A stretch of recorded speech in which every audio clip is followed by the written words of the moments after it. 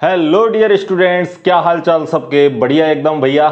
चलिए आज स्टार्ट करते हैं हम लेक्चर नंबर 8 जेट केमिस्ट्री का सिलेबस हम कर चुके हैं स्टार्ट। और आज हम यूनिट फर्स्ट के एंड में पहुंच चुके हैं, ठीक है ना। 8वां लेक्चर है हमारा। इससे पहले मैंने आपको 7वें लेक्चर में एक क्वेश्चन देके छोड़ा था लास्ट में। चलिए उसका हम सॉल्यूशन देखते हैं पहले, ठीक है।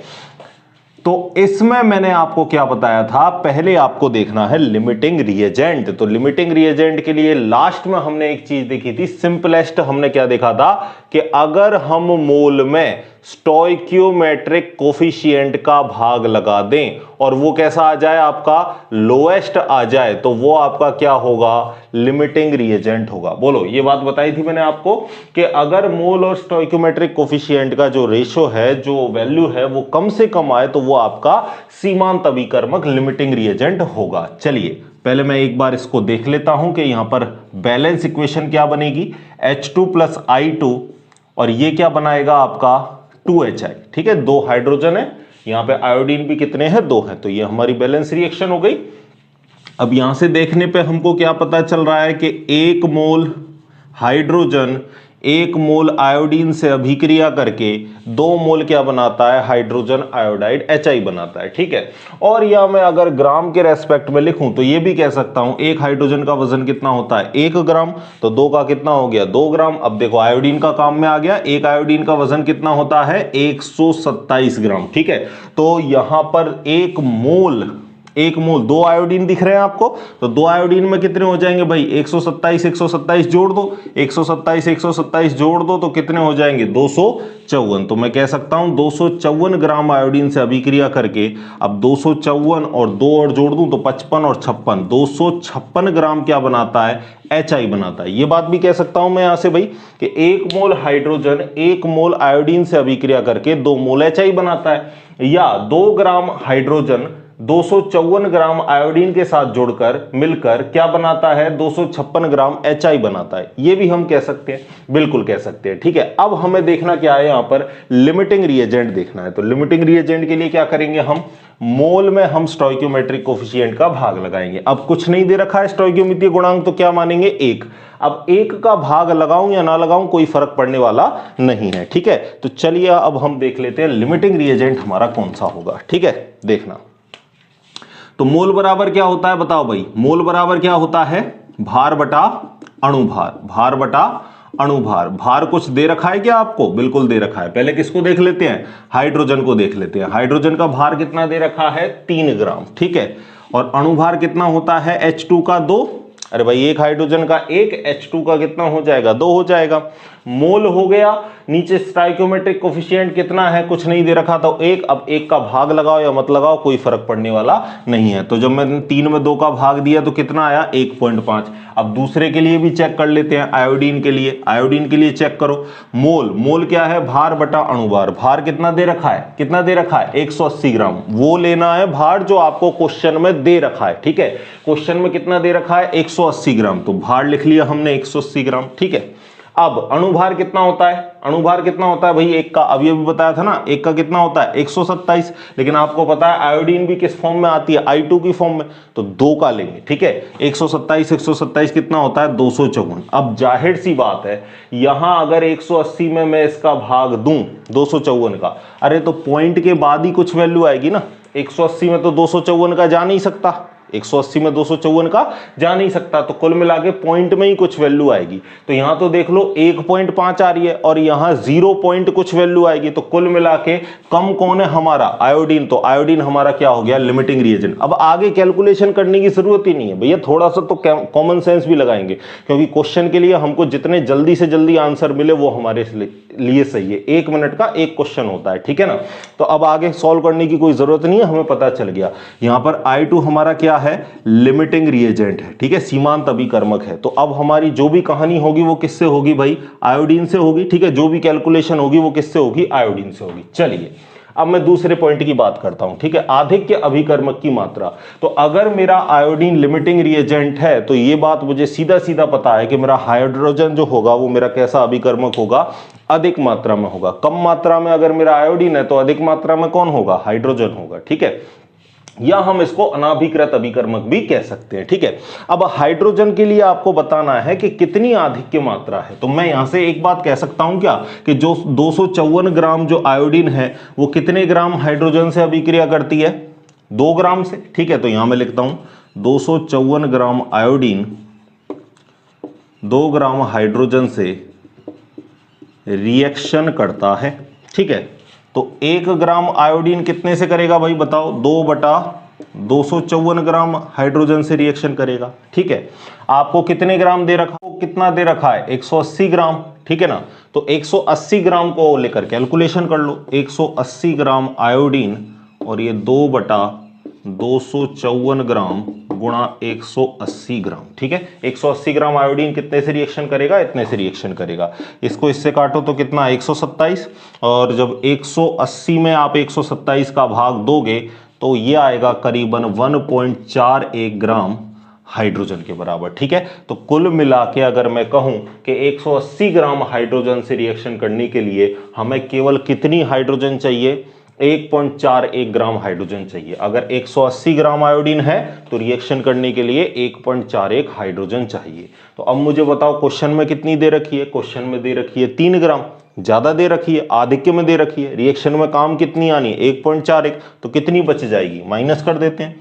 तो आधिक्य अभिकर्मक की मात्रा, आधिक्य अभिकर्मक कितना होगा बताओ भाई, आधिक्य अभिकर्मक कितना होगा, 3 ग्राम है ना अपने पास, 3 ग्राम माइनस 1.41, तो ये आ जाएगा 1.59 ग्राम के आसपास। ये आपके आधिक्य हाइड्रोजन की मात्रा हो जाएगी। ठीक है, क्लियर है, बिल्कुल सही है। ठीक है, तो 2 पॉइंट हमने क्लियर कर लिए, ये पॉइंट बी हो गया हमारा, ये वाला पॉइंट ए हो गया, लिमिटिंग रिएजेंट हमने देख लिया और हमारा आधिक्य अभिकर्मक भी हमने देख लिया। अब हमें क्या देखना है, पॉइंट सी को देख लेते हैं, बनने वाले उत्पाद की मात्रा। मैं इधर लिख रहा हूं भाई पॉइंट सी को। देखो अब आपको पता है सारी रिएक्शन की कैलकुलेशन तो आयोडीन से होनी है। अब मैं कह सकता हूं क्या कि 254 ग्राम आयोडीन कितना HI बनाता है, 256 ग्राम, बिल्कुल कह सकता हूं, उत्पाद इतना बनता है। तो मैं कह सकता हूं 254 ग्राम आयोडीन 256 ग्राम HI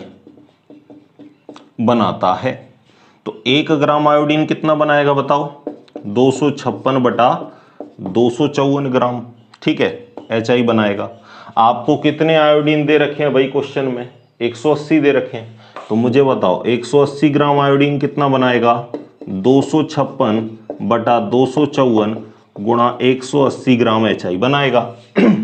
अब 256 में 254 का दोगे तो 1 के आसपास जाएगा, 1 से थोड़ा सा ज्यादा आएगा, अरे आएगा कि नहीं, 256 में आप 254 का दे रहे हो, 1 से थोड़ा सा ज्यादा बढ़ जाएगा।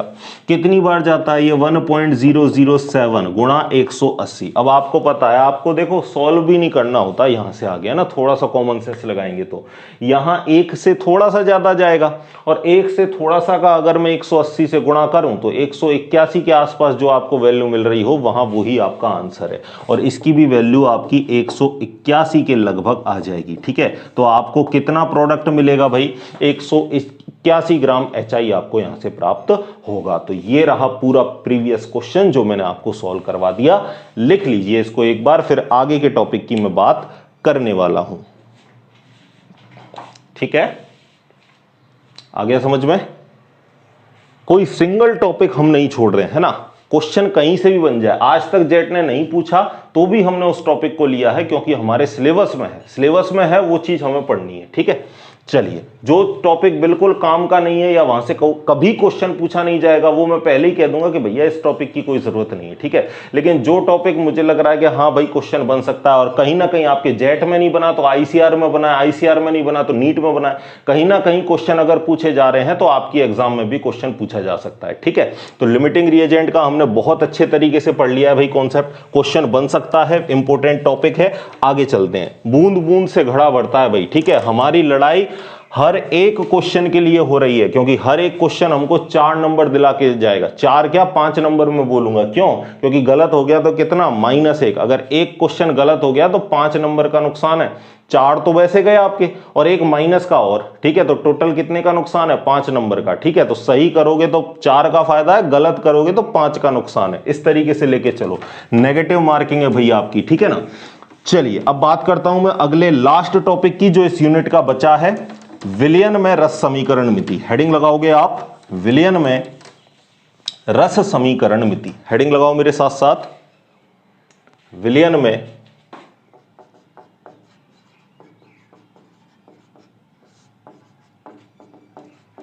रस समीकरण मिति। ठीक है, स्टोइकियोमेट्रिक इन सॉल्यूशन। और यहां पर कुछ आपकी टर्म काम में आती हैं, जैसे मोलरता हुई, मोललता हुई, नॉर्मलता हुई, वहां से क्वेश्चन बन सकता है। ठीक है, तो ये तीन ही आपको पढ़नी है, इंपॉर्टेंट ये आपके लिए तीन ही है। बाकी वैसे तो आप जब 12वीं क्लास में जाओगे तो करीबन आप 9-10 यहां पर पढ़ोगे। ठीक है, इकाइयां, फॉर्मलता हो गई आपकी, द्रव्यमान प्रतिशत हो गया, आयतन प्रतिशत हो गया, द्रव्यमान आयतन प्रतिशत हो गया। लेकिन यहां अपने सिलेबस में केवल काम की 3 इकाइयां हैं। कौन कौन सी हैं? एक है मोललता, जिसको मैं दिखाऊंगा कैपिटल एम से। मैं तीनों को साथ साथ बता रहा हूं, ठीक है, फिर क्वेश्चन करवा दूंगा एक एक करके। फिर है आपका मोललता, जिसको हम दिखाते हैं स्मॉल एम से। और फिर आपका आता है नॉर्मलता। ठीक है, नॉर्मलता को हम दिखाते हैं कैपिटल एन से। ठीक है, मोलरता का फॉर्मूला क्या होता है? मोलरता कैपिटल एम बराबर विलेय के मोल, विलेय के मोल बटे विलयन का आयतन, विलयन का आयतन। और विलयन का आयतन किसमें? लीटर में। ठीक है, यह फॉर्मूला हो गया आपका एक। अब आपको पता है मोल को अगर मैं खोलूंगा तो मोल क्या बनाता है भाई? भार बटा अणुभार। तो अगर मैं यहां मोल को और खोलूं तो मैं इस फॉर्मूले को ऐसे भी लिख सकता हूं क्या? विलेय का भार किसमें? ग्राम में, बटे यहां विलेय का अणुभार गुणा विलयन का आयतन। और विलयन का आयतन किसमें? वही लीटर में। ठीक है, तो इस तरीके से भी मैं इस फॉर्मूले को लिख सकता हूं, बिल्कुल लिख सकता हूं भाई। ठीक है, ये तो हो गया आपका मोललता का फॉर्मूला। मोललता इंग्लिश में भी मैं आपको बताना चाहूंगा, इंग्लिश में इसको क्या कहते हैं। देखो, इंग्लिश में इसको कहते हैं मोलैलिटी, मोलैलिटी। ठीक है, मोलैरिटी। ठीक है, यहां पर आर है, ध्यान रखना। मोलरता, मोललता दोनों एक ही लिख दिया क्या मैंने? एक सेकंड रुको, क्योंकि नाम इनके ऐसे हैं बिल्कुल सिमिलर से, है ना। आपको थोड़ा सा भी कंफ्यूजन होगा, काम खत्म हो जाएगा। मोलरता, मोलरता र है यहां पर। ठीक है, र को तो दिखाओगे आप कैपिटल एम से, और जब लई आए, मोललता आ जाए, तो आप इसको दिखाओगे छोटे वाले एम से, स्मॉल एम से, छोटी एबीसीडी से, है ना। अब इसको लिखेंगे हम मोलैरिटी, और इसको हम क्या लिखेंगे? इसको हम लिखेंगे मोलैलिटी, मोलैलिटी। और इसको हम दिखाएंगे स्मॉल एम से। ठीक है, और इसको हम क्या कहेंगे? इसको हम कहेंगे नॉर्मेलिटी, नॉर्मेलिटी। ठीक है, चलिए अब अगली बात। अब मैं मोललता का फॉर्मूला लिख रहा हूं, इसको हम किससे दिखाएंगे? स्मॉल एम से। ठीक है, अब ये कहानी अलग और इसकी कहानी अलग लिखेंगे। चलिए स्मॉल एम की बात करता हूं। इसका फॉर्मूला विलेय के मूल। इनको एक साथ लिखने का मतलब यही है क्योंकि ये सिमिलर से हैं, दिमाग में कंफ्यूजन क्रिएट करते हैं, तो एक जगह लिखेंगे तो हमें बिल्कुल इनका डिफरेंस पता चलेगा इनके फॉर्मूलों का। ठीक है, विलेय के मूल बटा विलायक का भार। यहां क्या है भाई? विलायक का भार किसमें है? किलोग्राम में है। ठीक है, और अगर विलेय के मोल खोल के लिखूं तो आपको पता है मोल बराबर क्या होता है भाई? भार बटा अणुभार। तो चलिए मैं इसका फॉर्मूला और ओपन करके लिखता हूं। तो मोलैलिटी बराबर क्या हो जाएगा? विलेय का भार किसमें? ग्राम में, बटे विलेय का अणुभार गुणा विलायक का भार। ठीक है, विलयन का नहीं, विलायक का भार किसमें? किलोग्राम में। ठीक है, और अगर ग्राम हो, अगर विलायक का भार आपको ग्राम में दे रखा है तो ऊपर किससे गुणा कर देंगे हम? 1000 से। क्यों? क्योंकि 1 किलोग्राम बराबर क्या होता है?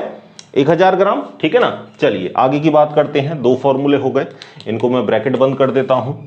चलिए ये हमने किया, इसको ब्रैकेट बंद, अगले वाले को भी हमने किया ब्रैकेट बंद। ठीक है, अब बात करता हूं मैं नॉर्मलिटी की। तो नॉर्मलिटी को किससे दिखाना है? कैपिटल एन से। ठीक है, ये क्या है?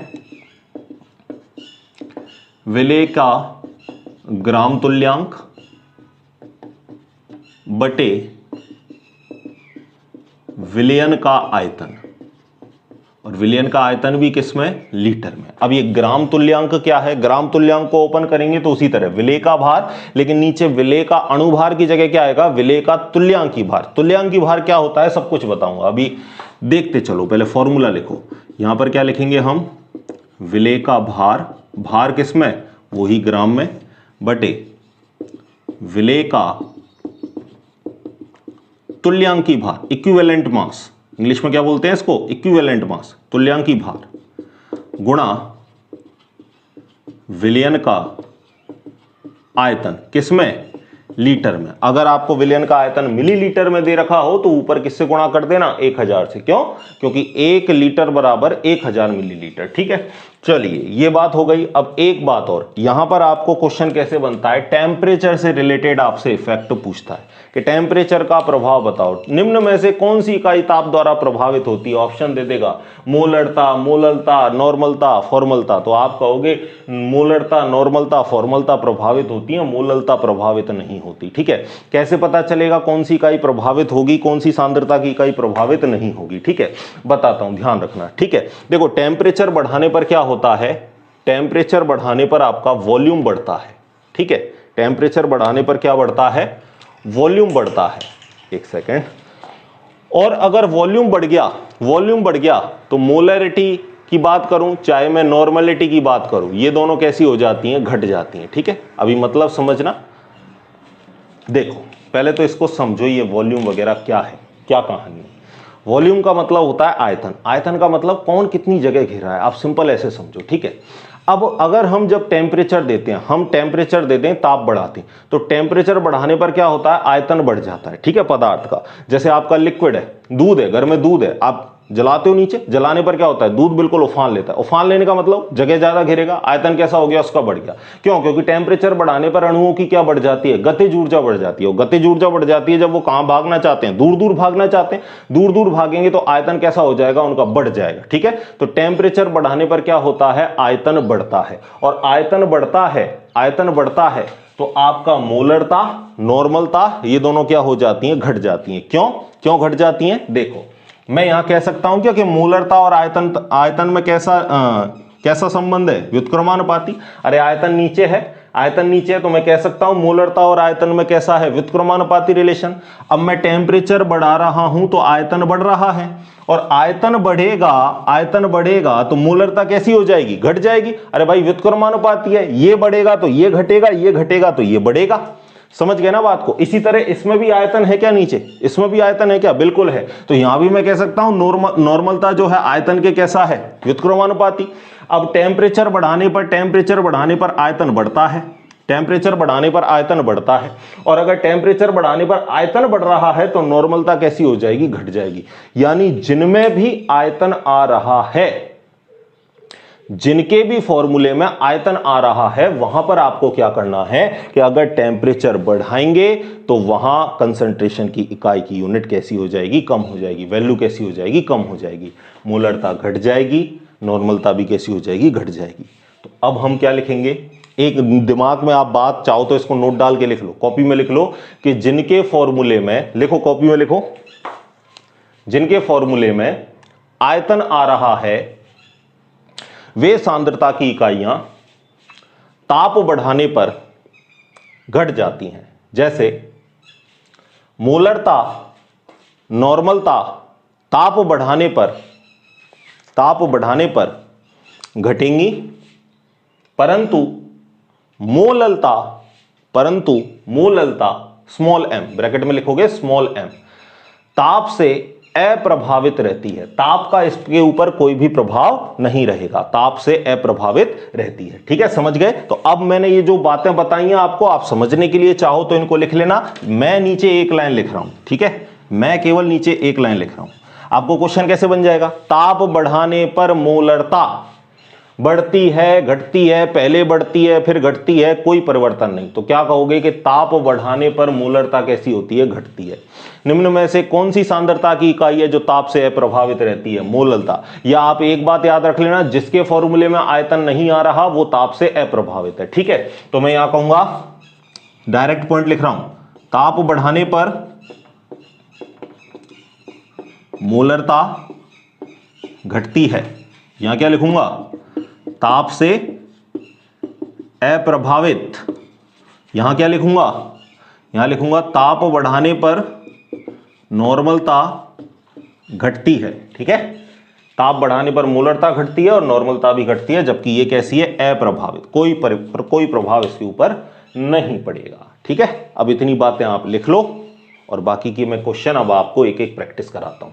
लिखो, तुल्यांकी भार क्या होता है? तुल्यांकी भार के ऊपर एक बताऊंगा, डिटेल से एक्सप्लेनेशन दूंगा इसका। वैसे मैं आपको बता दूं, तुल्यांकी भार बराबर देख लो, पहले सुन लो।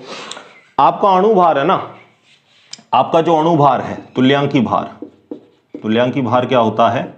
आपका जो अणु भार है उसमें भाग लगा दो किसका? दिए गए H+ आयन की संख्या, दिए गए OH- आयन की संख्या, ऑक्सीकरण अंक में परिवर्तन, ऑक्सीकरण अंक में परिवर्तन या वैलेंसी फैक्टर, इनका अगर आप भाग लगा दो तो जो वैल्यू आपको मिलेगी वो अणु भार की जगह किसकी वैल्यू मिल जाएगी? तुल्यांकी भार की, इक्विवेलेंट मास की वैल्यू मिल जाएगी। ठीक है, अभी मैं आपको बताऊंगा एक एक से, है ना, परेशान होने की जरूरत नहीं है, पहले आप इनको लिख लो, फिर एक एक में मैं आपको न्यूमेरिकल कराता हूं। लिख लिया? मिटा दूं? चलिए, अब मैं पहले मोलरता का एग्जांपल ले लेता हूं। देखना, मोलरता का एग्जांपल लेना, एक एक बिल्कुल सिंपलेस्ट एग्जांपल बताऊंगा, आएगा क्वेश्चन, बिल्कुल सिंपल क्वेश्चन आएगा। ठीक है, क्वेश्चन देखो पहले। 20 ग्राम NaOH 500 ml विलयन में घुला हुआ है, तो मोलरता ज्ञात कीजिए, मोलरता ज्ञात कीजिए। ठीक है, अब यहां पे आपको मोलरता बराबर देखना है।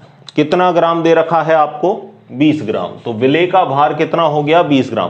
पहले ये विलेय विलायक समझ रहे हो कि नहीं? पहले इसको समझ लो, चलो अगर नहीं आया समझ में। विलेय प्लस विलायक, इन दोनों से क्या बनता है? इन दोनों से बनता है आपका विलयन, सॉल्यूशन जिसको आप कहते हो।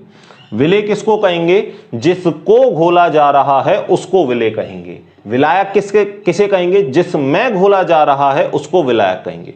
दोनों का मिक्सचर क्या होगा? विलयन होगा। ठीक है, जैसे मुझे मीठा पानी बनाना है, ठीक है, शरबत बनाना है, तो मैं पानी में क्या मिलाऊंगा? शक्कर मिलाऊंगा।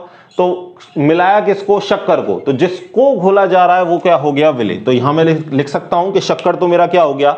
शक्कर तो बताओ क्या हो गया? शक्कर, शक्कर हो गई हमारी विलेय। किसमें घोला जा रहा है? पानी में। तो जिसमें घोला जा रहा है वो हमारा क्या हो गया? विलायक। दोनों का मिक्सचर विलयन। विलयन क्या बन गया हमारा? शरबत। ठीक है, शरबत हमारा हो गया विलयन। समझ गए मेरी बात को? तो इस तरीके से अब विलेय आपको पता है, यहां पर किसको घोल रहे हो आप? NaOH को। कितना ग्राम है? 20 ग्राम। तो विलेय का भार, विलेय का भार कितना हो गया? 20 ग्राम। मैं डायरेक्ट लिख रहा हूं। ठीक है, नीचे विलेय का अणु भार। अब आपको पता है NaOH का अणु भार, एक Na का वजन कितना होता है? बताओ भाई, कितना होता है? पढ़ लिए होंगे ना, मैंने बताया था आपको कि पूरा एटॉमिक मास और एटॉमिक नंबर याद रखना, और 30 तक तो उंगलियों पर होने चाहिए। कुछ एग्जांपल और भी आपको याद होने चाहिए। Na का होता है 23, एक ऑक्सीजन का 16, एक हाइड्रोजन का 1, टोटल मिला के कितना हो जाएगा? 40। तो अणुभार की जगह मैंने रख दिया 40 ग्राम पर मोल। ठीक है, आयतन, विलयन का आयतन कितना दे रखा है? ml। अब आपको पता है यहां किस में रखना है? लीटर में। लीटर में नहीं दिया उन्होंने, किस में दिया? ml में। तो कोई दिक्कत नहीं है, ml में दिया है तो हम ऊपर किससे गुणा कर देंगे? 1000 से। याद रखना, जब ml में दिया हो तो ऊपर किससे गुणा कर देना? 1000 से। अब 20 से ये 40 कितनी बार गया? 2 बार। 500 से 1000 कितनी बार गया? 2 बार। 2 से 2 कट गया, तो मोलरता मैं कह सकता हूं इसकी मोलरता क्या आ गई? 1। ठीक है, तो मोलरता क्या आ गई इसकी? 1। यानी इस विलयन की मोलरता कितनी निकल के आई? 1 निकल के आई। लिख लो इस बात को। समझ में आ गया? बिल्कुल ऐसा ही क्वेश्चन मिलेगा, सिंपल सा। कई बार आपको यहां मास नहीं दे रखता है वो, है ना, डेंसिटी दे देता है। कई बार क्या है, ये द्रव्यमान नहीं देता, डेंसिटी दे देता है। तो कोई दिक्कत नहीं है, डेंसिटी बराबर आपको क्या पता है? Mass upon volume. तो इस डेंसिटी में वॉल्यूम का गुणा कर देना, आपको क्या मिल जाएगा? मास मिल जाएगा। ठीक है, कई बार ज्यादा ही कोशिश करेगा तो इस तरीके से क्वेश्चन बनाएगा, बाकी जेट में बनाएगा नहीं, बिल्कुल सिंपल क्वेश्चन देगा आपको, इससे रिलेटेड आएगा तो। बाकी आए तो मैंने आपको बता दिया, डेंसिटी दे तो कौन सा फॉर्मूला लगा देना, मास अपॉन वॉल्यूम वाला, और इससे मास निकाल लेना। चलिए मैं आगे चलता हूं। नेक्स्ट अब बात करता हूं मैं किसकी, मोललता की। ठीक है, दूसरा मोललता। चलिए मोललता, ठीक है, स्मॉल m। अब इसमें आपको पता है विलायक का भार लेना है। ठीक है, विलयन का नहीं, किसका भार लेना है, विलायक का भार लेना है। चलिए पहले मैं आपको एक क्वेश्चन लिखता हूं और क्वेश्चन के बाद हम इसका सॉल्यूशन देखेंगे किस तरीके से करना है हमको। ठीक है, चलिए लिखिए क्वेश्चन। देखना, 120 ग्राम ग्लूकोज 500 ग्राम पानी में घुला हुआ है। मोललता ज्ञात कीजिए। घोला गया है, घोला गया है। ठीक है, चलिए मोललता ज्ञात करना है। तो मोललता स्मॉल m बराबर क्या होता है, विलेय का भार कितना दे रखा है 120 बटे विलेय का अणुभार। अब आपको ग्लूकोज का फॉर्मूला पता होना चाहिए तभी इस क्वेश्चन को कर सकते हो। ग्लूकोज का फॉर्मूला क्या होता है, C6H12O6। ठीक है, पहले भी आ चुका है, मैंने 12 गुणा 6 प्लस 12 और आपको पता है 6 गुणा क्या हो जाएगा 16।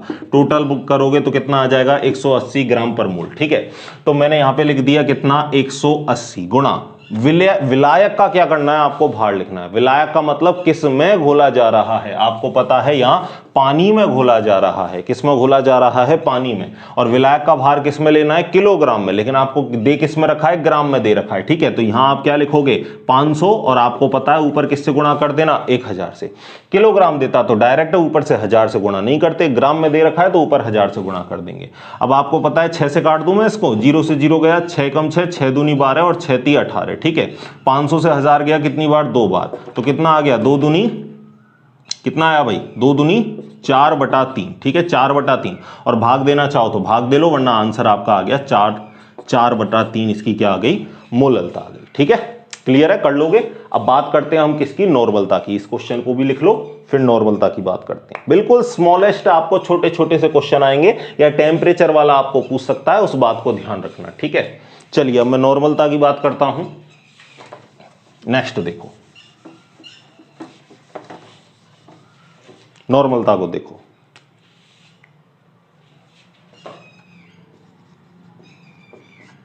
छह 6.3 ग्राम ऑक्सैलिक एसिड को 500 ml विलयन में घोला गया है। इसकी नॉर्मलता ज्ञात कीजिए। ठीक है, 6.3 आपको क्या दे रखा है, ग्राम ऑक्सैलिक एसिड। अब ऑक्सैलिक एसिड क्या होता है ये पता होना चाहिए, फिर तुल्यांकी भार हम निकालेंगे। ऑक्सैलिक एसिड में आपको बता दूं COOH 0.2H2O। जनरली जब भी आपको ऑक्सैलिक एसिड आए आप फॉर्मूला यही लेके चलोगे, लेकिन आपको साफ साफ अगर क्वेश्चन में बोले निर्जलीकृत ऑक्सैलिक अम्ल, मेरी बात का ध्यान रखना, अगर निर्जलीकृत ऑक्सैलिक अम्ल बोले तो फिर आप ये 2H2O को हटा देना। बाकी आप हमेशा फॉर्मूला ऑक्सैलिक एसिड का सामान्यतः क्या लेके चलोगे, COOH 0.2H2O। डाइहाइड्रेटेड होता है ये। ठीक है, चलिए, और इसका मैं अगर आपको मास जोड़ के बताऊं तो कितना होता है, 126 ग्राम पर मोल होता है। ठीक है, 126 ग्राम पर मोल होता है। चलिए अब मैं पहले इसका आपको तुल्यांकी भार निकाल के बताता हूं। ठीक है, तुल्यांकी भार कैसे निकालेंगे, आप सभी को पता है एसिड है तो एसिड क्या देता है H+। ठीक है, ये आपका क्या देगा COO- ऑक्सिलेट आयन देता है और साथ में क्या देता है 2 H+ आयन देता है। भाई अम्ल है तो अम्ल वो होंगे जो H+ आयन देंगे। ठीक है, H+ आयन दे दिए, कितने दिए 2। तो मैंने तुल्यांकी भार क्या बताया, दिए गए H+ आयनों की संख्या, OH- आयनों की संख्या, ऑक्सीकरण अंक में परिवर्तन या वैलेंसी फैक्टर। ठीक है, अब अणुभार आपका कितना होता है 126 बटे दिए गए H+ आयनों की संख्या कितनी है 2 है, तो इसका तुल्यांकी भार कितना आ जाएगा बताओ। इसका तुल्यांकी भार कितना निकल गया 63 क्या आ गया इसका तुल्यांकी भार, क्या आ गया भाई तुल्यांकी भार। बोलो समझ में आ गई बात। अब हमारे लिए चीज आसान है, फॉर्मूला हमको पता ही है, नॉर्मलता बराबर क्या होता है विलेय का भार। विलेय का भार कितना है 6.3 ग्राम बटे विलेय का तुल्यांकी भार। तुल्यांकी भार कितना है 63, मैं लिख देता हूं 63 गुणा बताओ मुझे अगला क्या है, विलयन का आयतन।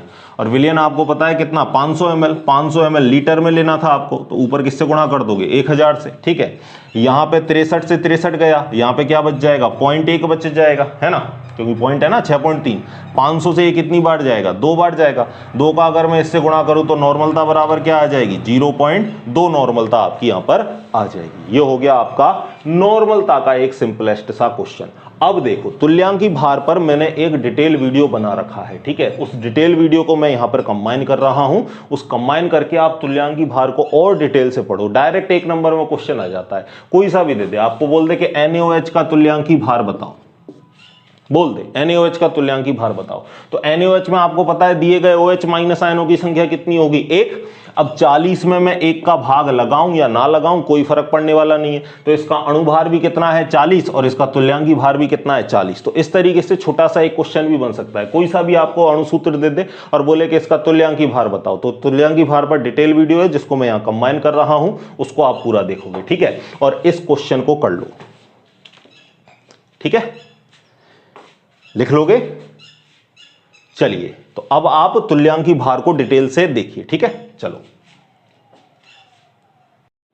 हेलो एवरीवन, आज के लेक्चर में हम बात करने वाले हैं तुल्यांकी भार की, कि इक्विवेलेंट मास क्या होता है आपका, तुल्यांकी भार कैसे होता है, इसको कैसे ज्ञात करते हैं, समझते हैं, ठीक है ना। इससे पहले जब हमने नॉर्मलता पढ़ी थी तो वहां पर ये चीज आई थी और मैंने आपको बोला था इसको नेक्स्ट लेक्चर में मैं कंटिन्यू करूंगा, ठीक है। देखो तुल्यांकी भार को अगर मैं, बहुत सारे इसके छोटे छोटे फॉर्मूले हैं, लेकिन मैं आपको सारे फॉर्मूला मिलाकर एक फॉर्मूला बना के दूंगा। इस एक फॉर्मूले से आप किसी का भी तुल्यांकी भार आराम से निकाल दोगे, ठीक है। तो देखो फॉर्मूला क्या है अपन का, कि अगर आपको तत्व दिया है तो तत्व का क्या लिखोगे आप, परमाणु भार, और कोई अगर आपको अणु दिया है तो उसका आप ऊपर क्या लिख दोगे, अणु भार। यानी ऊपर या तो परमाणु भार होगा या क्या होगा, अणु भार होगा, ठीक है।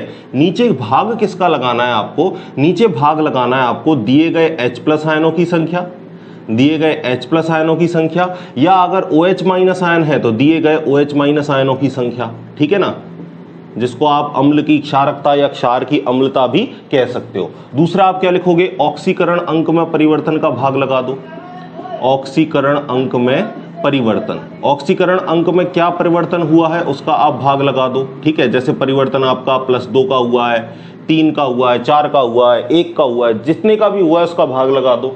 या ग्रहण किए गए, ग्रहण किए गए, ग्रहण किए गए, या त्यागे गए इलेक्ट्रॉनों की संख्या, त्यागे गए इलेक्ट्रॉनों की संख्या, कितने इलेक्ट्रॉन ग्रहण किए गए हैं, कितने इलेक्ट्रॉन त्याग दिए गए हैं, उनका आप भाग लगा दो, ठीक है। या आपका क्या हो सकता है, चार्ज, आवेश, अगर कोई आयन आपको दिया है तो उसके ऊपर कितना चार्ज रखा है उस चार्ज का भाग लगा दो, ठीक है।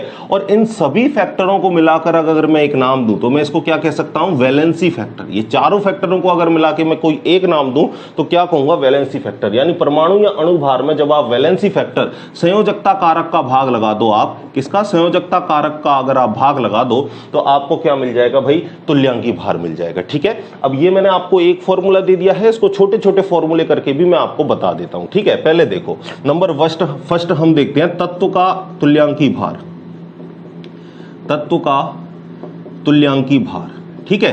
कोई भी एलिमेंट्स है आपको उसका तुल्यांकी भार निकालना हो तो कैसे निकालोगे, देखना। तो तत्व का तुल्यांकी भार कैसे निकालेंगे, इसका फॉर्मूला लिख देता हूं मैं। ऊपर क्या लिखोगे, तत्व का परमाणु भार, तत्व का परमाणु भार, और नीचे इसमें किसका भाग लगाओगे आप, इसका जो भी वैलेंसी फैक्टर है, तो आप लिख दोगे तत्व की संयोजकता, ठीक है। और संयोजकता का मतलब यहां आप ले लो ऑक्सीडेशन स्टेट से, ऑक्सीकरण अवस्था क्या है, ठीक है, उससे ले लो, ठीक है ना। अब देखो मैं आपको एक एग्जांपल देता हूं। सपोज एक ही तत्व के अलग अलग क्या हो सकते हैं, एक ही तत्व के अलग अलग आपके हो सकते हैं तुल्यांकी भार, अलग अलग आपके तुल्यांकी भार हो सकते हैं। जैसे मैं एक आपको दे देता हूं, एक है आपका फेरस ऑक्साइड और एक है आपका फेरिक ऑक्साइड, ठीक है ना।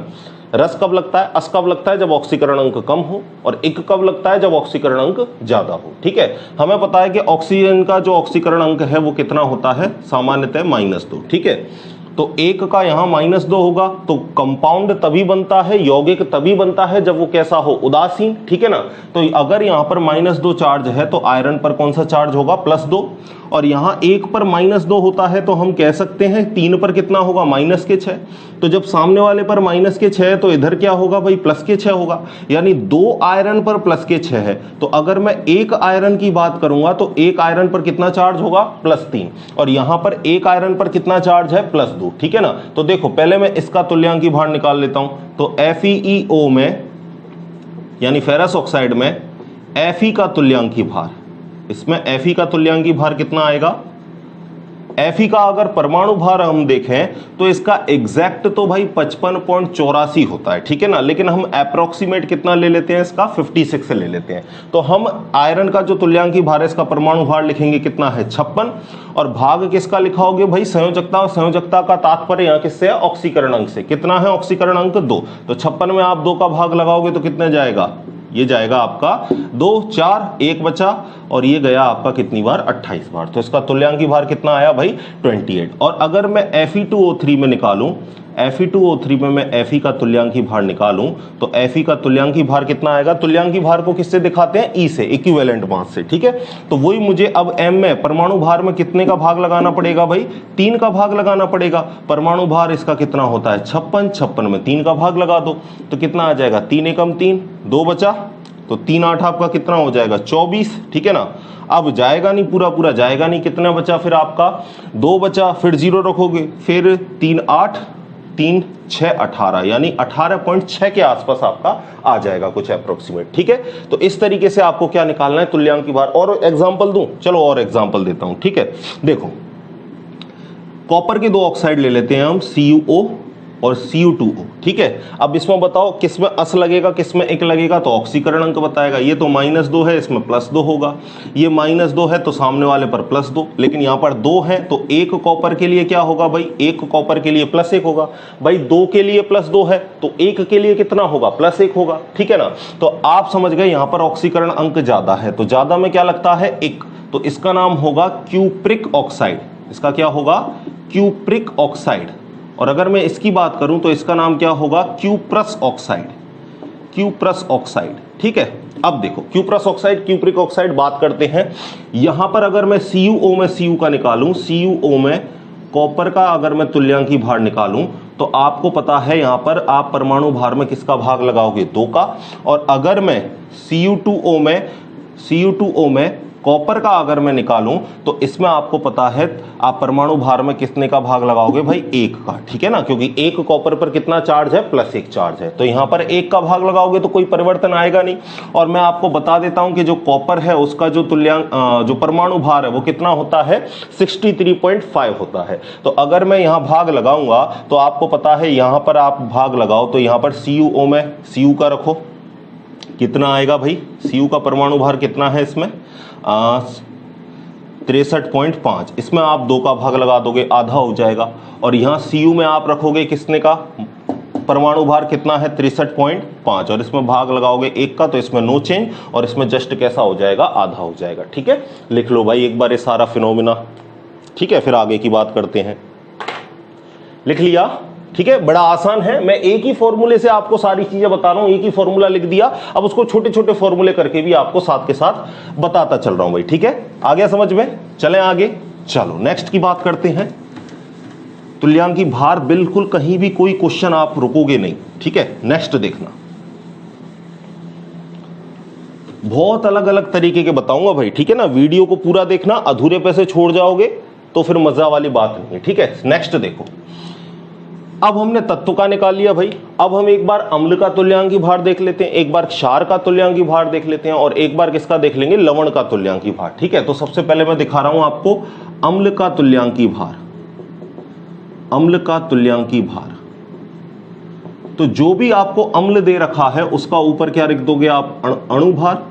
और अम्ल है तो सीधी सीधी बात है भाई, दिए गए H+ आयनों की संख्या, और H+ आयनों की संख्या, जो दिए गए H+ आयनों की संख्या है उसको हम क्या कहते हैं, अम्ल की क्षारकता। उसे हम क्या कहते हैं, अम्ल की क्षारकता, और अम्ल की क्षारकता से मतलब यहां पर यही है कि कितने प्रतिस्थापित H+ आयन है, कितने प्रतिस्थापित H+ आयनों की संख्या है, उसी को क्या बोलते हैं हम, अम्ल की क्षारकता। ठीक है, तो एक एग्जांपल देता हूं भाई, ध्यान रखना। एग्जांपल ले लिया, जैसे आपने H2SO4 सल्फ्यूरिक अम्ल, ठीक है, तो अगर इसका मैं परमाणु भार अणुभार निकालूं तो हाइड्रोजन का 2 होता है भाई, 1 का 1 तो 2 का 2 हो जाएगा, सल्फर का कितना हो जाएगा 32, और एक ऑक्सीजन का कितना होता है 16, तो 4 का कितना हो जाएगा 16 चौकू 64, जोड़ोगे तो कितना हो जाएगा 98, यानी इसका परमाणु भार कितना है 98। तो H2SO4 का अगर हम तुल्यांकी भार निकालें तो H2SO4 का तुल्यांकी भार कितना हो जाएगा, अणुभार बटा दिए गए H+ आयनों की संख्या। अब आपको पता है कि अगर H2SO4 को अगर हम तोड़ेंगे तो कितने H+ आयन दे सकता है, ये 2 H+ आयन दे सकता है और एक सल्फेट आयन निकाल सकता है। तो हम कह देंगे भाई यहां से कि 2 आपको H+ आयन मिल रहे हैं तो 2 का भाग लगाओगे तो इसका तुल्यांकी भार कितना आ जाएगा, 49 आ जाएगा। ठीक है, एक एग्जांपल मैं आपको और देता हूं, जैसे आपको बोल दे कि HCl का तुल्यांकी भार निकालो, तो आपको पता है HCl में दिए गए H+ आयनों की संख्या कितनी होगी, 1 ही होगी, तो भाग कितने का लगेगा, केवल 1 का। और आपको पता है क्लोरीन की अगर मैं बात करूं तो क्लोरीन का वजन कितना होता है भाई 35.5, हाइड्रोजन का कितना होता है 1, जोड़ दोगे तो कितना हो जाएगा 36.5, तो 36.5 में भाग 1 का लगाओगे तो वही सेम टू सेम आएगा 36.5। समझ गए भाई बात को। तो इस तरीके से आप अम्ल का क्या निकालोगे, तुल्यांकी भार। एक बहुत प्रचलित है और अक्सर क्वेश्चनों में यही आता है, आपको ऑक्जेलिक अम्ल का तुल्यांकी भार बताओ, तो ऑक्जेलिक अम्ल का जब आप परमाणु भार जोड़ोगे, अणुभार इसका जोड़ोगे तो कितना आएगा 126 आएगा। और आपको पता है यहां पर ये जो ऑक्जेलिक अम्ल है ये कितने आयन दे सकता है भाई, 2 H+ आयन दे सकता है। ठीक है, और 2 H+ आयन दे सकता है और ऑक्जेलेट आयन बनाएगा। तो यहां पर आप 126 में कितने का भाग लगाओगे, 2 का, तो आप लिखोगे ऑक्जेलिक अम्ल का तुल्यांकी भार, और ऑक्जेलिक अम्ल का जो तुल्यांकी भार आ जाएगा वो कितना आ जाएगा m/2, और m कितना है, परमाणु भार अणुभार कितना है इसका 126, भाग लगाओगे 2 का, आंसर कितना आ जाएगा 63। ठीक है, लिख लो भाई एक बार अम्ल के सारे फिनोमेना को, वीडियो को पॉज करके स्क्रीनशॉट भी आप ले सकते हो। ठीक है, चलते हैं आगे। अणुभार की बात कर ली अब हमने, किसके रेस्पेक्ट में भाई, अम्ल के रेस्पेक्ट में हमने अणुभार देख लिया, तुल्यांकी भार देख लिया। अब बात करते हैं क्षार के लिए, तो अगली हेडिंग हमारी होगी क्षार का तुल्यांकी भार। देखना भाई, अगला होगा क्षार का तुल्यांकी भार, क्षार का तुल्यांकी भार। तो ऊपर क्या लिखोगे, क्षार का अणुभार, जो भी क्षार का अणुभार है, और नीचे किसका भाग लगाओगे, क्षार की अम्लता। क्षार की अम्लता से यहां पर क्या तात्पर्य है कि कितने OH- आयन हैं जो प्रतिस्थापित हो सकते हैं, यानी दिए गए OH- आयनों की संख्या ही क्या है, क्षार की अम्लता। समझ गए आप बात को। अब जैसे मैं आपको एक एग्जांपल देता हूं, NaOH का आपको क्या निकालना है, तुल्यांकी भार। NaOH का क्या निकालना है, तुल्यांकी भार। तो सीधा सीधा पता है हमको NaOH है वो आपका कितना OH- आयन दे सकता है, 1 दे सकता है। तो आप यहां लिखोगे अणुभार कितना है भाई इसका, NaOH का 1, Na का कितना होता है 23। ठीक है, ऑक्सीजन का कितना होता है 16, हाइड्रोजन का कितना होता है 1, जोड़ दोगे तो कितना हो जाएगा भाई 40 हो जाएगा। ठीक है, तो इसका अणुभार, परमाणु भार, इसका अणुभार 40। ठीक है, एक अगर तत्व होता तो परमाणु भार, अणु है तो क्या लिख देंगे अणुभार। ठीक है, तो 40 में भाग किसका लगाओगे, दिए गए OH- आयनों की संख्या कितनी है 1, 40 में 1 का भाग लगाओगे, इसका तुल्यांकी भार भी 40, और इसका जो आपका परमाणु भार है, सॉरी अणुभार जो है वो भी कितना है 40। ठीक है, एक और एग्जांपल देखते हैं भाई, चलो एक और एग्जांपल देखते हैं, और इस बार हम ले लेते हैं एल्यूमिनियम हाइड्रोक्साइड सपोज। ठीक है ना, और ये कितने OH- आयन दे सकता है 3, तो यहां पर आप इसमें कितने का भाग लगा दोगे, 3 का भाग लगा दोगे। ठीक है, और इसी तरीके से एक और ले लेते हैं सपोज कैल्शियम OH का होल ट्वाइस। ठीक है ना, तो आपको पता है यहां कितने OH- आयन दे सकता है 2, तो आप इसके परमाणु अणुभार में कितने का भाग लगा दोगे, 2 का भाग लगा दोगे। ठीक है, आपको दे दे सीजियम ऑक्साइड का बताओ, सीजियम हाइड्रोक्साइड का बताओ, CSOH का बताओ। ठीक है, तो आपको सीधा सीधा पता चल रहा है इसमें OH- आयन की संख्या कितनी है 1, तो आप इसके परमाणु भार में कितने का भाग लगा दोगे, 1 का भाग लगा दोगे। ठीक है ना, इस तरीके से आप किसी को भी दे दे आप उसका आराम से कैलकुलेट कर सकते हो, बस आपको क्या आना चाहिए, उसका परमाणु भार। और भाई इसको तो याद ही रखना पड़ेगा। ठीक है ना, एक्सपेरिमेंटली डेटा है, इसकी कोई ट्रिक वगैरह ऐसी कुछ है नहीं, एज सच ट्रिक आप थोड़ा स्टार्टिंग में लगा सकते हो कि जब ऑड नंबर आ जाए तो डबल से एक ज्यादा हो सकता है, लेकिन आगे जाके वो भी सारी चीजें फेल हो जाती हैं। तो कहने का मतलब आपको इसकी जो वैल्यू है वो डायरेक्ट याद रखनी है। अगर नहीं पता तो ऊपर आई बटन में मैं आपको दे देता हूं भाई, डिस्क्रिप्शन में भी उसकी मैं आपको लिंक दे दूंगा जिसमें मैंने सभी तत्वों के क्या बता रखे हैं, आपको परमाणु भार बता रखे हैं। ठीक है, उस चीज को आप थोड़ा सा याद रखोगे तो समझ गए कि क्षार का कैसे निकालेंगे अपन, समझ गए भाई। आगे चलें, चलो ठीक है ना।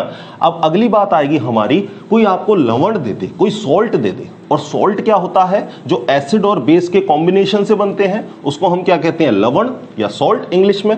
तो लवण का आप कैसे निकालोगे देखना। अगला है हमारा लवण का तुल्यांकी भार, और लवण का तुल्यांकी भार कैसे निकालना है, ऊपर लवण का अणुभार लिखोगे और नीचे क्या लिख दोगे, या तो कुल धनावेश का भाग लगा दो, या कुल धनावेश संयोजकता का भाग लगा दो, या कुल ऋणावेश संयोजकता का भाग लगा दो। कोई भी एक का भाग लगा दो, आपका क्या आ जाएगा भाई, तुल्यांकी भार आ जाएगा। जैसे फॉर एग्जांपल NaCl क्या है भाई, एक सॉल्ट है, लवण है, जो किससे मिलकर बना होगा, NaOH, और किससे, HCl से मिलकर बना होगा। HCl कैसा है, प्रबल अम्ल, ये कैसा है, प्रबल क्षार। तो कुल मिला के अम्ल और क्षार के संयोग से जो बने उसको क्या बोलते हैं, हम लवण बोलते हैं। तो NaCl में आपको पता है कुल धनावेश अगर मैं देखूं तो Cl पर माइनस और Na पर कितना प्लस, तो चाहे कुल धनावेश देखूं तो भी कितना है, एक, कुल ऋणावेश देखूं तो कुल ऋणावेश भी कितना है भाई, एक। ठीक है, तो इसके परमाणु, अगर इसका अणुभार निकालना है तो इसका तुल्यांकी भार निकालना है तो इसका अणुभार निकालना होगा आपको। अणुभार Na का कितना होता है, 23। ठीक है, Cl का कितना होता है भाई, 35.5, जोड़ दोगे तो कितना हो जाएगा, 58.5। तो अणुभार आ गया 58.5। कुल धनावेश कितना है, 1, यानी जो इसका अणुभार होगा वो ही इसका क्या होगा भाई, तुल्यांकी भार होगा। ठीक है, एक और देखते हैं, देखना भाई। ठीक है, कैल्शियम फॉस्फेट ले लें, CA3PO4 का होल ट्वाइस। ठीक है, अब आपको पता है कैल्शियम फॉस्फेट आपने लिया है तो PO4 पर चार्ज क्या होता है, -3। ठीक है, PO4 पर चार्ज कितना होता है, -3। तो 2 पर कितना हो जाएगा, -6। और कैल्शियम आपको पता है वर्ग 2 का है, तो वर्ग 2 वालों पर सब पर चार्ज क्या होता है, +2। तो 1 पर +2 है तो 3 पर क्या हो जाएगा, +6। या ऐसे भी लिख सकते हो कि आप 1 पर +6 है तो सामने वाले पर कितना होगा, -6 होगा। यानी कुल धनावेश कितना है, +6, कुल ऋणावेश भी कितना है, +6। ठीक है, तो जो इनका आपका अणुभार कैलकुलेट करोगे उसमें कितने का भाग लगा दोगे, 6 का भाग लगा दोगे, तो कैल्शियम फॉस्फेट का क्या आ जाएगा भाई, तुल्यांकी भार आ जाएगा। आप निकाल भी सकते हो भाई, ठीक है ना। एक कैल्शियम का कितना वजन होता है, 40, ठीक है, 40। और फास्फोरस का हमें पता है, फास्फोरस का एक का कितना होता है, 31। और एक ऑक्सीजन का भी पता है हमें कितना होता है, 16। तो जोड़ लेना भाई, 40 का गुणा किससे कर लेना, 3 से, क्योंकि यहाँ पर जो आपका कैल्शियम है वो कितनी बार है, 3 बार है। फास्फोरस आपका कितनी बार है भाई, 2 बार है, तो फास्फोरस का गुणा कर लेना 2 से। ठीक है, ऑक्सीजन आपका कितनी बार है, 4 और 4 दूनी कितनी, 8 बार है, तो ऑक्सीजन का गुणा कर लेना 8 से। इनको जोड़कर आप क्या निकाल लोगे, अणुभार, और फिर उस अणुभार जब आपका आ जाए तो उसमें किसका भाग लगा देना, 6 का। आंसर आपका आ जाएगा। ठीक है, सिंपल है भाई, समझ गए, देख लो, लिख लो इसको एक बार। और एग्जाम्पल कर सकते हो भाई, सोडियम कार्बोनेट क्या है, Na2CO3। ठीक है, अगर आप इसका जोड़ोगे तो आपको पता है सोडियम का कितना होता है, 23। ठीक है, और कार्बन का कितना होता है, 12। ठीक है, ऑक्सीजन का आपको बता ही दिया, जोड़ दोगे तब क्या आ जाएगा, 106 आ जाएगा। तो आपको पता है यहाँ पर CO3 2- है, एक Na पर प्लस होता है, तो 2 पर कितना होगा, 2+। तो कुल धनावेश कितना आया आपका, 2 का भाग लगा दो। ठीक है, आंसर आ जाएगा आपका कितना, 53। ठीक है, और बताओ, सोडियम बाइकार्बोनेट ले लो, ये भी सॉल्ट है, NaHCO3। तो आपको पता है जब हम इसको डिसोसिएट करेंगे तो एक तो Na+ बनेगा और एक क्या बनेगा, HCO3-। तो यहाँ पर कुल धनावेश कितना है, 1, कुल ऋणावेश भी कितना है, 1। तो जो भी इसका अणुभार आएगा उसमें किसका भाग लगा दोगे, 1 का भाग लगा दोगे, आपका आंसर आ जाएगा। और जब आप इसका परमाणु भार कैलकुलेट करके जोड़ोगे तो 84 आएगा, 84 में 1 का भाग लगाओगे तो टोटल जो आपका तुल्यांकी भार आएगा वो भी कितना निकल के आएगा, 84 निकल के आएगा। समझ गए भाई बात को। एक कॉन्सेप्ट समझना है आपको। एग्जाम्पल को तो आप घनेरे दे दे, कितने भी एग्जाम्पल दे दे, हम पर अगर तरीका आता है हमारे पास तो आप एग्जाम्पल को बड़ी आसानी से कर सकते हो। ठीक है, लिख लो भाई इसको एक बार, फिर आगे की बात करता हूं। लिख लिया, चलें आगे। चलो, अब एक बार हम एक आयन का भी देख लेते हैं। हमने अम्ल का देख लिया, क्षार का देख लिया, और आयन का तुल्यांकी भार भी देख लेते हैं कि किस तरीके से आप निकालोगे। तो अगला जो हमारा टॉपिक है वो है नेक्स्ट आयन का तुल्यांकी भार, ठीक है। और आयन का तुल्यांकी भार आपको कैसे निकालना है, जो भी आपका आयन है, अगर परमाणु है तो परमाणु भार रखोगे ऊपर, और अगर अणु है तो अणु भार रखोगे, ठीक है। जो भी है आप उसको रख लोगे, ठीक है। अणु है तो अणु भार रखोगे, परमाणु है तो परमाणु भार रखोगे, ठीक है। या मैं लिख देता हूं, चलो मैं, या में आपका हो गया परमाणु भार, ठीक है। नीचे किसका भाग लगाओगे, नीचे आप भाग लगाओगे चार्ज का, जो उस आयन पर चार्ज दे रखा है, चाहे वो पॉजिटिव हो चाहे वो नेगेटिव हो, उस चार्ज का आप भाग लगा दोगे तो आपका क्या आ जाएगा भाई, आयन का तुल्यांकी भार आ जाएगा। अब जैसे आयन आपके कौन कौन से हो सकते हैं, तो आयन आपका हो सकता है जैसे कार्बोनेट हो गया, CO3 2- हो गया, ठीक है, कार्बोनेट हो गया। और कौन सा हो गया आपका, सल्फेट हो गया, SO4 2- हो गया, ठीक है, सल्फेट। और कौन से आयन हो सकते हैं आपके, फॉस्फेट हो गया। फॉस्फेट क्या होता है, PO4 3-, फॉस्फेट आयन हो गया। कोई परमाणु भी ले लेते हैं भाई, चलो कैल्शियम 2+ हो गया, ठीक है, इसी तरह Na+ हो गया, Mg2+ हो गया, कोई सा भी आयन हो सकता है आपको। अब आपको तरीका मैंने बता रखा है, इनका तुल्यांकी भार, इनका क्या निकालना है आपको, तुल्यांकी भार, सबका क्या निकालना है, तुल्यांकी भार, ठीक है। अंडरस्टूड है, तुल्यांकी भार ही निकाल रहे हैं। तो आपको पता है कि इनके परमाणु अणु भार में आपको किसका भाग लगाना है, चार्ज का। चार्ज कितना है यहाँ पर, 2, ठीक है, 2 ही है ना भाई, -2। अगर मैं इसकी बात करूं तो इसका तुल्यांकी भार निकालने के लिए आपको कितना भाग लगाना पड़ेगा, 3, क्योंकि चार्ज 3 है। इसकी बात करूं तो इसका तुल्यांकी भार निकालने के लिए भाग कितने का लगाना पड़ेगा, 2 का, ठीक है। और इसकी बात करूं तो इसका तुल्यांकी भार निकालने के लिए भाग किसका लगाना पड़ेगा, 2 का, ठीक है। कार्बन का वजन आपको पता है, कार्बन का कितना होता है, 12, ठीक है। सल्फर का कितना होता है, 32, सल्फर का हो गया एटॉमिक वेट 32। कैल्शियम का कितना होता है, कैल्शियम का 40। फॉस्फोरस का कितना होता है, फॉस्फोरस का 31, ठीक है ना। तो ये सारा डेटा आपके सामने है। ऑक्सीजन का आपको पता ही है, ऑक्सीजन का कितना होता है, 16, ठीक है। तो जब इसको जोड़ोगे 12 तो इसका, और 16 कम 16, 16 दूनी 32, 16 × 3 48, 48 और 12 जोड़ोगे कितना आ जाएगा, 60। 60 में 2 का भाग दोगे तो जो कार्बोनेट का तुल्यांकी भार है वो कितना निकल के आएगा, 30, ठीक है। और अगर मैं फॉस्फेट की बात करूं तो एक का कितना है, 31, ठीक है। और 16 कम 16, 16 दूनी 32, 48 और 64, ठीक है। तो 64 इसका हो गया ऑक्सीजन का। तो जोड़ूंगा तो कितना आएगा, 5 और 6 और 3 9, यानी 95 भाग दे देना 3 का, आंसर आ जाएगा, ठीक है। 3 तिया आपके कितने हो जाएंगे, 9। और फिर आपको पता है 3 एकम 3, 2 बचेगा, 3 6 18, 3 6 18, ठीक है।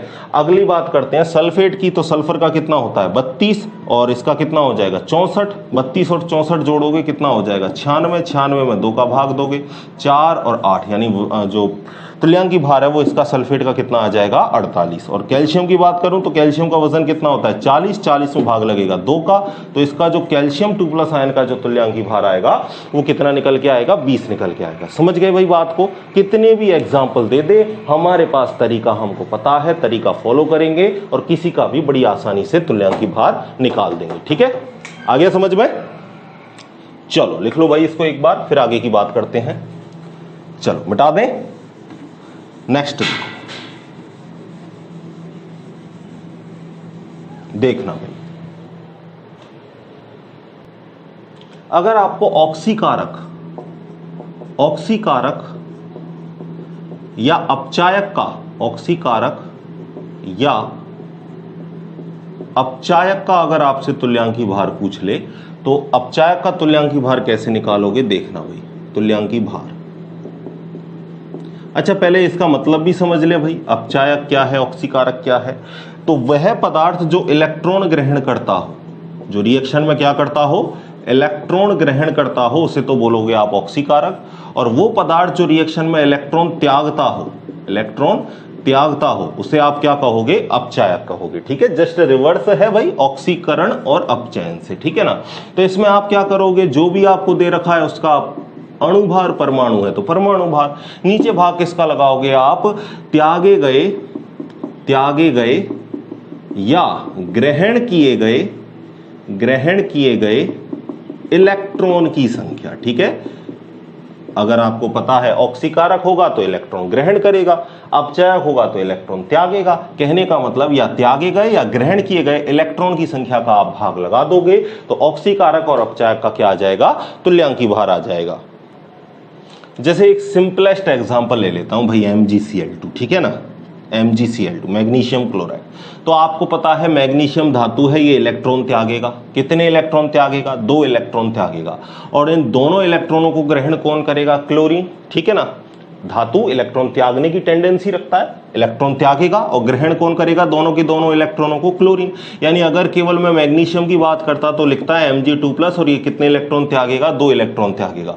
और यहाँ पर जो आपका Cl2 है, जो क्लोरीन गैस है, वो कितने इलेक्ट्रॉन ग्रहण कर लेगी? इन 2 इलेक्ट्रॉनों को ग्रहण कर लेगी और 2 क्या बना देगी? Cl- बना देगी। ठीक है, तो इस तरीके से Mg2+ बनेगा और 2 Cl- बनेंगे। तो कुल मिला के त्यागे गए इलेक्ट्रॉनों की संख्या 2, ग्रहण किए गए इलेक्ट्रॉनों की संख्या 2। तो अगर मैं Mg का अगर तुल्यांकी भार निकालूंगा तो मैं उसमें क्या कर दूंगा भाई? उसके परमाणु भार में मैं कितने का भाग लगा दूंगा? 2 का। और अगर इसी तरीके से मैं क्लोरीन का निकालूंगा तो क्लोरीन गैस का 2 का वजन रखूंगा। अब मैं इस बार याद रखना, 2 का वजन रखूंगा तो कितना आ जाएगा? 1 का आपको पता है कितना होता है? 35.5। 2 का कितना हो जाएगा? 71। और इसमें 2 का भाग लगा दूंगा तो क्लोरीन का जो तुल्यांकी भार है वो कितना निकल के आ जाएगा? 35.5। और मैग्नीशियम का आपको पता है 24 होता है, 24 में 2 का भाग लगा दोगे तो कितना आ जाएगा? 12 आ जाएगा इसका तुल्यांकी भार। समझ गए भाई बात को? एग्जैक्ट क्लियर है? इसमें आप भाग लगा दोगे 24 में 2 का तो कितना आ जाएगा? 12 आ जाएगा। ठीक है ना भाई? तो इस तरीके से आप तुल्यांकी भार भी आसानी से निकाल सकते हो। समझ गए बात को? अब मैं बताता हूं कि एग्जाम के अंदर क्वेश्चन किस तरीके से पूछे गए हैं। ठीक है, ये तो जब आप न्यूमेरिकल करोगे तब आपको सॉल्यूशन के लिए काम आएंगे। एग्जाम में मैं आपको बताता हूं किस तरीके से क्वेश्चन पूछे गए हैं भाई। देखना भाई, अब मैं आपको क्वेश्चन बताता हूं जो आपके एग्जामों में, पिछली एग्जामों में पूछे गए हैं। नीट हो गया आपका, ठीक है, ICR हो गया, जेट हो गया, इस तरीके की एग्जाम में आपको ये क्वेश्चन मिल जाएंगे भाई। ठीक है, क्वेश्चन क्या है देखना। ठीक है, पहला क्वेश्चन, KMnO4 का अम्लीय माध्यम में तुल्यांकी भार, अम्लीय माध्यम में तुल्यांकी भार सेम टू सेम KMnO4 का क्षारीय माध्यम में तुल्यांकी भार, क्षारीय माध्यम में तुल्यांकी भार। ठीक है, और इसी तरीके से KMnO4 का उदासीन माध्यम में तुल्यांकी भार। ठीक है, उदासीन माध्यम में तुल्यांकी भार, इक्विवेलेंटिविटी। ये आपको क्वेश्चन पूछे गए हैं। ठीक है, तो KMnO4 को अगर मैं आपको तुल्यांकी भार को बताऊं तो आपको पता है परमाणु भार में या इसके अणु भार में किसका भाग लगाना है? वैलेंसी फैक्टर का। और वैलेंसी फैक्टर क्या क्या होती है मैं आपको बता चुका हूं। ठीक है, अब देखो, अगर मैं इसकी रिएक्शन लिखूं अम्लीय माध्यम में, इसकी क्या रिएक्शन होती है? तो देखो, इसकी कुछ रिएक्शन इस तरीके से होती है। MnO4 माइनस 8H+ और साथ में 5 इलेक्ट्रॉन इसके क्या करते हैं? एडिशन करते हैं। ठीक है, और किस में कन्वर्ट करते हैं इसको? Mn+2 में। साथ में 4 आपके वाटर मॉलिक्यूल रिलीज होते हैं। ठीक है, अगर KMnO4 को आप डिसोसिएट करोगे पानी में तो सीधा सीधा पता है भाई K तो प्लस के तौर पर चला जाएगा और बाहर क्या छोड़ेगा? MnO4-। ठीक है, तो यहां पर घबराना मत कि सर आपने KMnO4 बोला और यहां पर MnO4- लिख रहे हो। तो पानी में डालेंगे K+ टूटेगा, MnO4- अलग टूटेगा। ठीक है, समझ गए बात को? तो यहां पर इसकी ये अम्लीय माध्यम में रिएक्शन है। और अगर यहां पर मैं Mn का ऑक्सीकरण अंक देखूं तो ऑक्सीकरण अंक को कैसे निकालते हैं? जिसका निकालना है उसको x मान लो, और अगर ऊपर कोई चार्ज रखा है तो उसको बराबर के बाद में रखोगे। एक ऑक्सीजन का आपको पता है कितना होता है? -2, तो 4 का कितना हो जाएगा? -8, और चार्ज कितना रखा है? -1, तो इसको बराबर के बाद में रखो। जो भी चार्ज है ऊपर वो अगर आ रहा है तो उसको इक्वल के बाद में रखो। तो x बराबर क्या हो जाएगा? -8 उधर जाएगा, प्लस का हो जाएगा, और प्लस के 8 में से -1 गया तो x बराबर क्या हो जाएगा? +7। यानी यहां पर जो मैग्नीज है उसका जो ऑक्सीकरण अंक है वो है क्या? +7, और यहां पर ऑक्सीकरण अंक क्या है? +2। तो हमने पढ़ा था तुल्यांकी भार निकालते हैं तो हम देखते हैं ऑक्सीकरण अंक में कितने का परिवर्तन है। तो +7 से +2 गया तो ऑक्सीकरण अंक में कितने का परिवर्तन आया भाई? +5 का। ऑक्सीकरण अंक में कितने का चेंजेस आया? +5 का। तो आप नीचे भाग किसका लगाओगे भाई? 5 का भाग लगाओगे। ठीक है ना, देखना, तो आप किसका भाग लगाओगे भाई? जब आप इसका अम्लीय माध्यम में तुल्यांकी भार निकालोगे तो तुल्यांकी भार में आप किसका भाग लगाओगे? 5 का भाग लगाओगे। और इसका आप जोड़ लो भाई, जोड़ लो तुल्यांकी भार कितना आएगा। ठीक है, तो जब आप इसका तुल्यांकी भार जोड़ोगे तो पोटेशियम का आपको मैं बता देता हूं, पोटेशियम का कितना होता है? 19। Mn का कितना होता है? 55। 54.94 होता है। ठीक है ना, अप्रोक्सीमेट लेते हैं 55, ठीक है। और ऑक्सीजन का आपको पता ही है 1 का 16 होता है, जोड़ दोगे तो क्या आ जाएगा भाई 158 आ जाएगा। तो 158 में 5 का भाग लगा देना, जो भाग लगाने पर आ रहा है वो आपका आंसर हो जाएगा। समझ गए बात को? आप जोड़ भी सकते हो भाई, देख लो 158 कैसे आया, ठीक है। पोटेशियम का अरे 19 नहीं, इसका क्या लिखोगे भाई 39, 19 तो इसका क्या है एटॉमिक नंबर है, ठीक है ना, ये गलती मत करना। जोड़ दोगे तो आपका कितना आ जाएगा, ये आपका आ जाएगा 158, ठीक है ना। इसको आप जोड़ लेना, कोई दिक्कत वाली बात आपको नहीं आएगी, ठीक है भाई। नेक्स्ट बात करें, चलो नेक्स्ट देख लेते हैं, बस समझाने के लिए आपको था। अब आपको पता चल गया कि MnO का 4 का वजन कितना है भाई 158। अगर अब मैं इसकी क्षारीय माध्यम में बात करूं, रिएक्शन देखना इसकी, MnO4 माइनस में एक इलेक्ट्रॉन का एडिशन होता है और क्या बनता है MnO4 2 माइनस। यहां पर ये किसका था +7 का, अभी अभी आपको पता है। और इसका हम निकालेंगे तो x इधर क्या हो जाएगा -8, और जो भी चार्ज दे रखा है उसको इक्वल के बाद में -8 को उधर भेजेंगे प्लस का हो जाएगा, +8 में से -2 जाएंगे, कितने का बचेगा +6 बचेगा।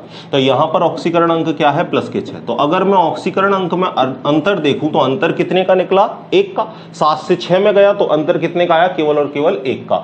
तो जो तुल्यांकी भार निकालने में जो भाग लगेगा वो कितने का लगेगा 1 का। तो अगर 158 में 1 का मैं भाग लगाऊंगा तो वो ही तुल्यांकी भार कितना निकलेगा 158, ठीक है। तो क्षारीय माध्यम में अगर आपसे पूछे तो 158, और अगर आपको अम्लीय माध्यम में पूछे तो 158 में 5 का भाग लगा देना, जो आएगा वो हो जाएगा, ठीक है। लगा के भी बता देता हूं, चलो 5 दिया कितने हो गए आपके 15, ठीक है। 8 बचे, 5 एकम 5, फिर कितने बचे आपके 3 बच गए, तो 5 छक्के 30, कितना आ जाएगा 31.6 आ जाएगा, ठीक है। अगला देखो कि MnO4 का उदासीन माध्यम में क्या होगा। तो उदासीन माध्यम की अगर मैं आपको रिएक्शन बताऊं, रिएक्शन जस्ट मैं आपको बता रहा हूं कि किस तरीके से चेंज हुआ, आपको दिखा रहा हूं, ठीक है, वरना आपको ये वैल्यू तो आपको याद रखनी ही रखनी है। उदासीन माध्यम में देखना, उदासीन माध्यम बोल दे आपको हल्का क्षारीय माध्यम बोल दे, ये भी याद रखना भैया आपको। अगर दुर्बल क्षारीय माध्यम बोल दे तो भी आपकी ये ही रिएक्शन लगेगी, और अगर प्रबल क्षारीय बोल दे तो आप ऊपर वाली तो याद रखोगे, ठीक है। समझ गए? देखना भाई, एक बार देखना इसको, रिएक्शन देखो, MnO4 माइनस, साथ में क्या 4H प्लस और 3 इलेक्ट्रॉनों का एडिशन, क्या बनेगा MnO2 बनेगा, साथ में 2 वाटर मॉलिक्यूल निकलेंगे। यहां आपको पता है +7 है, 2 ऑक्सीजन पर -4, 2 ऑक्सीजन पर कितने -4, तो सामने वाले मैग्नीज पर +4। अंतर देखूंगा तो 7 से जा रहा है 4 में, कितने का अंतर आया 3 का।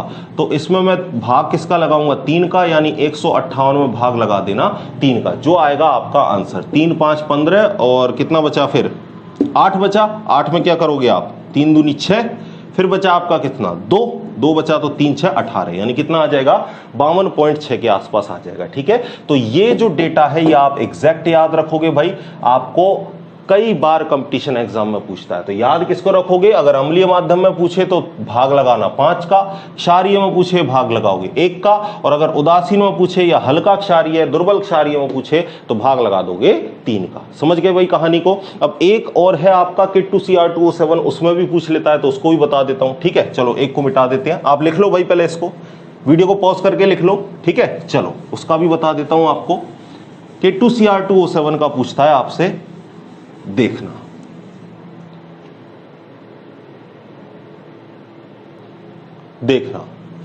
क्वेश्चन देखो, पूछा गया है भाई कई एग्जामों में, याद रहे जो क्वेश्चन लिखा रहा हूं डेफिनेट समझ लो, कहीं ना कहीं वो पूछा जा चुका है, आगे भी पूछा जा सकता है, ठीक है। नेक्स्ट देखना K2Cr2O7, और K2Cr2O7 का अम्लीय माध्यम में तुल्यांकी भार पूछा जाता है, अम्लीय माध्यम में तुल्यांकी भार, ठीक है। तो इसकी अगर मैं रिएक्शन लिखूं तो K2Cr2O7, साथ में रिएक्शन हो रही है 14H प्लस से, 6 इलेक्ट्रॉनों का एडिशन हो रहा है, ठीक है। तो क्या बनेगा यहां से 2 K+ आयन बनेंगे, ठीक है, और 2 क्या बनेंगे आपके Cr+3 आयन बनेंगे, ठीक है। और क्या होगा, और आपने 14 आयन लिए हैं H+ के, तो 7 आपके क्या निकल जाएंगे जल के अणु निकल जाएंगे, 7H2 निकल जाएगा। देख लेना बैलेंस करके, दोनों जगह से चीजें बैलेंस हो जाएंगी, ठीक है।